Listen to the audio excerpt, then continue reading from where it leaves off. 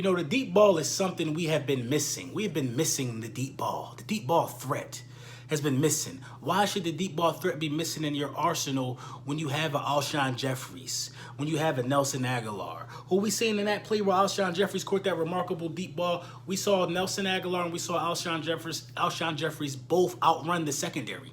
They both outran the secondary and ended up out there all alone. They had the speed to do that this entire season. But what did we rather do as Philadelphia Eagles? We rather single out Zach Ertz, make Zach Ertz this bona fide star, which he is, but prove to everybody Zach Ertz is a bona fide star and give him all these targets, over 100 targets, and we weren't even 500 going into this game. And he closed in on 100 targets in this game. Congratulations to Zach Ertz for that. But if you spread the ball around a little more, give the offense a little more diversity, I think we get a couple more wins under our belt this season. Now I'm not faulting Carson. Listen, I'm not going to be that guy. Listen, if you're looking for that content creator who's going to pit Carson Wentz and Nick Foles against each other, not that guy. I love them both. They're my quarterbacks. Love them both, but quarterbacks have their favorites. Nick Foles' favorite is whoever's going to go out there and jump for that ball. And Alshon Jeffrey does that for a living. Goes out there, high point the ball and grab it. He's probably the best in the league at grabbing the ball at its highest point. He's strong, physical, big hands. And Carson Wentz, he likes the underneath. He likes the middle of the field. He likes his tight ends. And that's where the quarterbacks differ. I don't think they call different plays for for Nick Foles today. I don't think that they changed the playbook. I don't think they made it even Nick Foles friendly. I just think Nick Foles is better at reading the field than Carson Wentz. I think Nick Foles can read a defense. Nick Foles can read a defense better than Carson Wentz at these two particular stages in their careers.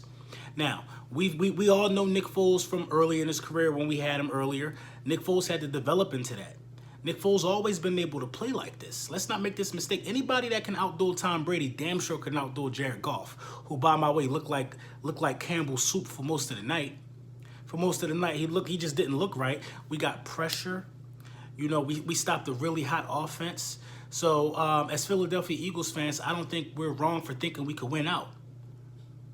We don't need to worry about the scenarios anymore. Let's just focus on winning out, because other teams are going to have to hike the ball on Sunday just like we do. Other teams are going to have to play that game just like we do. So let's focus on the Texans and let's focus on the Washington Redskins. Let's focus on the things we can control. Let's just win out. Let's finish the season strong.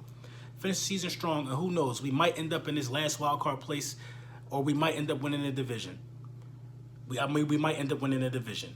Now I want to count our eggs before they hatch. First of all, I'm Lord Brunson, back at you with the back at you, and I am the best reporting on the Eagles. And this is a game that I definitely thought we were going to lose. I definitely thought we were going to lose this game. I definitely thought that. But from the opening drive, when we came out there and put the 3 points on the board first, I said the offense looks different. You can tell from the beginning that the offense looks different. You could tell there's a calmness with the offense. Nick Foles wasn't out there stressing. Nick Foles didn't feel like he had to get X, Y, and Z the ball. Nick Foles went out there and did his job, spread the ball around. The running game came alive. I got to check the numbers and see if it's following the trend. If we ran the ball 25 or more times, I got to see that. But I think we broke that trend today. I think we actually won a game where we didn't have to run the ball 25 times because the deep ball was connecting, even though Nick Foles didn't throw a touchdown.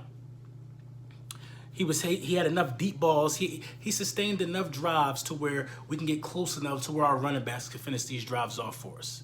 Jake Elliott was huge. I think the play calling at times by Doug Peterson was the same. It was still like, why would you call that in this situation for a few scenarios? But overall, the play calling was great when we're working in like a 3rd and short or a 4th and short. The play calling was good.